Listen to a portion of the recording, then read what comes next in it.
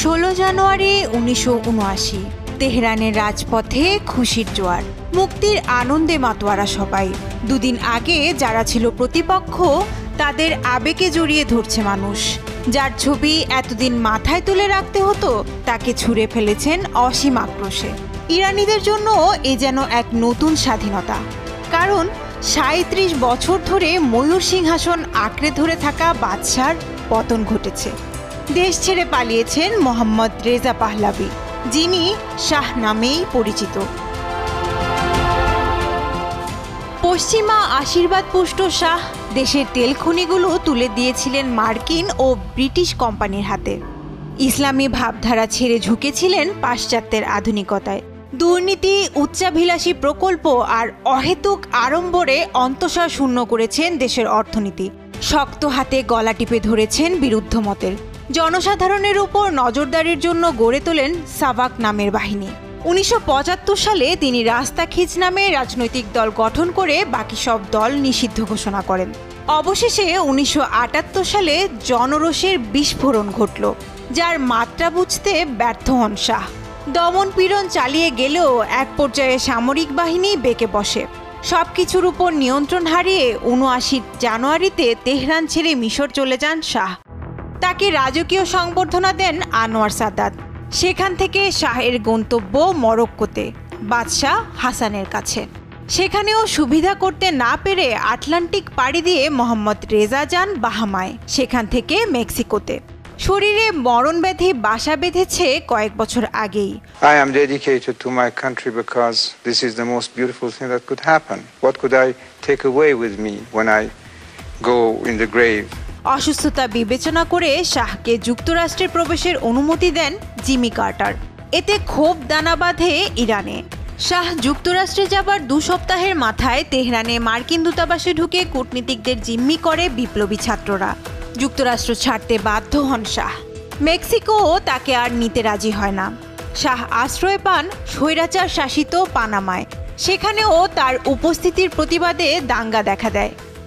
1980 সালের মার্চে আনোয়ার সাদাতের সহায়তায় মরক্কো হয়ে মিশরে ফিরেন শাহ। এখানেই তার অপারেশন হয়। 27 জুলাই কায়রোর হাসপাতালেই শেষ নিঃশ্বাস ত্যাগ করেন ইরানের শেষ শাহ। হাসপাতালে বেডের নিচে এক ব্যাগ ইরানের মাটি রাখা ছিল।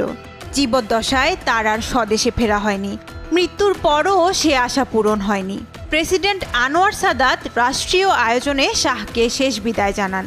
তাকে সমাহিত করা হয় কায়রোর আল রিফাই মসজিদে। অদৃষ্টে নির্মম পরিহাস, ওই মসজিদেই সমাহিত হয়েছিলেন মোহাম্মদ শাহ পাহলাভির বাবা রেজা শাহ পাহলাভি।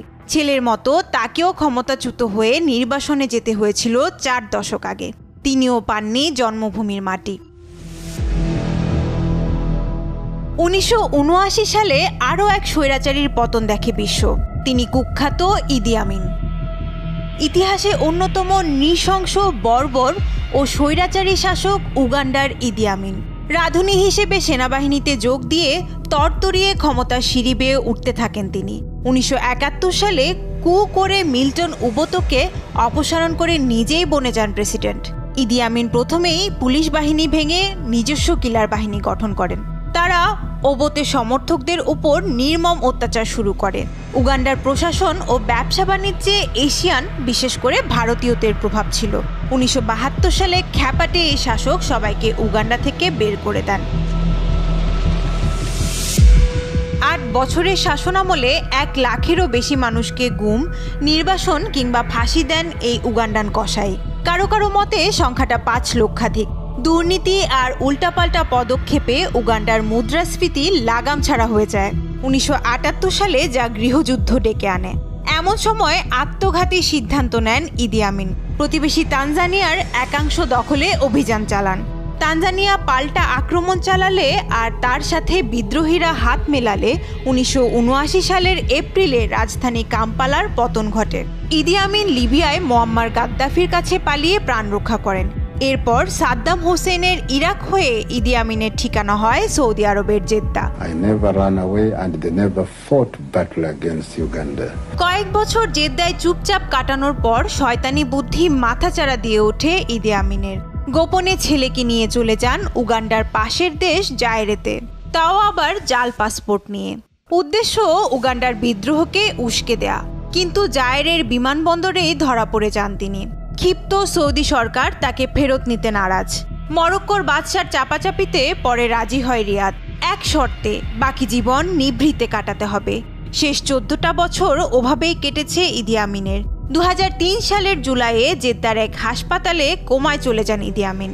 তার স্ত্রী উগান্ডা সরকারের কাছে মিনতি করেন শেষ সময়টুকু ইদি যাতে জন্মভূমিতে কাটাতে পারেন, কিন্তু তার এই আবেদনও নাকচ হয়। পরের মাসে তার লাইফ সাপোর্ট খুলে নেওয়া হয়। জেদ্দার রুয়াইস কবরস্থানে সাধারণ এক কবরে সমাহিত করা হয় এক সময়ের দোর্দণ্ড প্রতাপশালী ইদি আমিনকে। ইদি আমিনের মতোই নির্বাসিত অবস্থায় জেদ্দায় মারা যান আরেক আফ্রিকান স্বৈরশাসক, জাইন আল আবিদিন বেন আলী। মিশরের পাশের দেশ তিউনিসিয়ায় দীর্ঘ 23 বছর ক্ষমতা কুক্ষিগত করে রেখেছিলেন স্বৈরশাসক বেন আলী। 1987 সালে তিউনিসিয়ার স্বাধীনতার অগ্রদূত হাবিব বোরগুইবাকে সরিয়ে ক্ষমতা দখল করেন তিনি। সংস্কারের আশা শোনালেও দ্রুতই নিপীড়ক হয়ে ওঠেন। একদিকে যেমন বৈষম্য আর বেকারত্ব বাড়ছিল, অন্যদিকে সম্পদের পাহাড় বাড়ছিল বেন আলী ও তার পরিবারের সদস্যদের। 2010 সালে আরব বসন্তে শুরু হয় তিউনিসিয়া থেকে। পুলিশের হয়রানির শিকার মোহাম্মদ বুয়াজিজির আত্মহননের পরে দেশ জুড়ে বিপ্লবের যে ঝড় উঠে তাতে উড়ে যায় বেন আলীর মসনদ। 2011 সালের জানুয়ারিতে সরকার ভেঙে দিয়ে জরুরি অবস্থা জারি করেন তিনি। আশ্বাস দেন 6 মাসের মধ্যে নির্বাচনের, কিন্তু তার কথায় আর কেউ বিশ্বাস করেনি। সৈন্যরা প্রেসিডেন্ট প্রাসাদ ঘেরাও করলে সপরিবারে দেশ ছেড়ে পালানোর সিদ্ধান্ত নেন বেন আলী। সেনাবাহিনীও তাকে যেতে বাধা দেয়নি। তবে বেন আলী ফ্রান্স অথবা মাল্টা যেতে চাইলেও বিমান তাকে নিয়ে যায় সৌদি আরবে। সৌদি আরবের জেদ্দায় অসহায় দিন কাটতে থাকে বেন আলীর। ওদিকে প্রাসাদে বিপুল পরিমাণ অর্থ আর হীরা জহরত পাওয়া গেল। তাকে 35 বছরের কারাদণ্ড দেয় তিউনিসিয়ার নতুন সরকার। বেন আলীকে ফেরত পাঠাতে বলে সৌদি সরকারকে, কিন্তু রিয়াদ তাতে সাড়া দেয়নি। 2019 সালের 19 সেপ্টেম্বর জেদ্দার এক হাসপাতালে মৃত্যু হয় বেন আলীর। দেশের সম্পদ লুটপাটে বেন আলীকেও ছাপিয়ে গেছে এশিয়ান এক স্বৈরশাসক, ফিলিপাইনের ফার্দিনান্দ মার্কোস। বলা হয় দেশটির কেন্দ্রীয় ব্যাংক থেকে $10 বিলিয়ন সরিয়েছেন তিনি। 1965 সালে নির্বাচনে জিতে ক্ষমতায় আসেন মার্কোস। প্রচুর অবকাঠামোগত উন্নয়ন করে প্রশংসাও করান শুরুতে, কিন্তু সে সবই ছিল বিদেশি ঋণে। এক সময় চাপ পড়ে অর্থনীতিতে, ছড়িয়ে পড়ে জনরোষ। তা দমনে সামরিক আইন জারি করেন মার্কোস। মুখ বন্ধ করে দেন সব গণমাধ্যমের। সর্বময় ক্ষমতা কুক্ষিগত করে টানা 4 বার লোক দেখানো নির্বাচনে জয়ী হন মার্কোস। কিন্তু 1986 সালে চতুর্থ দফা নির্বাচনের পর শুরু হয় অপ্রতিরোধ্য পিপলস পাওয়ার মুভমেন্ট। আন্দোলনের তীব্রতা এতটাই ছিল যে রক্তপাত এড়াতে মার্কিন প্রেসিডেন্ট রোনাল্ড রিগান তাকে বলেন দেশ ছেড়ে পালাতে। মার্কোস আর তার স্ত্রী ইমেলদা পালিয়ে যান হাওয়াই দ্বীপে। যাওয়ার সময় বিমানে করে নিয়ে যান 22 বক্স নোট, যার মূল্য $717 মিলিয়ন। সাথে ছিল 300 বক্স গহনা, মিলিয়ন মিলিয়ন ডলারের হীরা, মুক্তা, গোল্ড বার, আরও কত কি। ওদিকে মার্কোসরা পালিয়ে যাবার পর বিক্ষুব্ধ জনতা ঢুকে পড়ে প্রেসিডেন্টের প্রাসাদে। সেখানে তারা অনেক বিলাসপণ্যই পায়, তবে সবচেয়ে আলোচিত ছিল ইমেলদা মার্কোসের জুতার সংগ্রহশালা। 2700 জোড়া এক্সক্লুসিভ জুতা পাওয়া যায় সে প্রাসাদে। হাওয়াইয়ে গিয়ে বিলাসী জীবন কাটানো মার্কোস দাবি করেন তিনি এখনও ফিলিপাইনের প্রেসিডেন্ট। একই সাথে দেশে ফেরারও তোড়জোড় শুরু করেন। ফোন দিয়ে আটতে থাকেন সশস্ত্র সহিংসতার মাধ্যমে ক্ষমতায় ফেরার। ওদিকে তার বিরুদ্ধে অর্থ লোপাট, মানবাধিকার লঙ্ঘন সহ অনেক অভিযোগের তদন্ত শুরু হয় যুক্তরাষ্ট্রে। 1989 সালে অসুস্থ হয়ে পড়েন মার্কোস। হাসপাতালে তাকে দেখতে যান ফিলিপাইনের ভাইস প্রেসিডেন্ট সালভাদোর। মার্কোস তার কাছে দেশে মায়ের সমাধির পাশে সমাহিত হবার সুযোগ চান। বিনিময়ে প্রস্তাব দেন লুট করা অর্থের 90% দিয়ে দেওয়ার, কিন্তু এমন প্রস্তাবেও কাজ হয়নি। দেশে ফিরতে পারেননি মার্কোস। ওই বছরই সেপ্টেম্বরে হাসপাতালে মৃত্যু হয় তার। দেশের যে পরিমাণ সম্পদ লুট করেন মার্কোস, তার এক ভাগও ভোগ করে যেতে পারেনি। অথচ ফিলিপিনোরা সে ঋণ এখনও পরিশোধ করে যাচ্ছে। পুরোপুরি শোধ হবে 2025 সালে। মার্কোসের মরদেহ হাওয়াই দ্বীপে সংরক্ষিত ছিল 4 বছর। এরপর প্রেসিডেন্ট ফিদেল রামোস তা সব দেশে আনার অনুমতি দেন, কিন্তু 23 বছর তা হিমাগারে সংরক্ষিত ছিল। 2016 সালে স্বৈরাচারী প্রেসিডেন্ট দুতের্তে নির্দেশ দেন মার্কোসের দেহাবশেষ সমাহিত করার। রাতের আধারে সেই কাজ সারা হয়।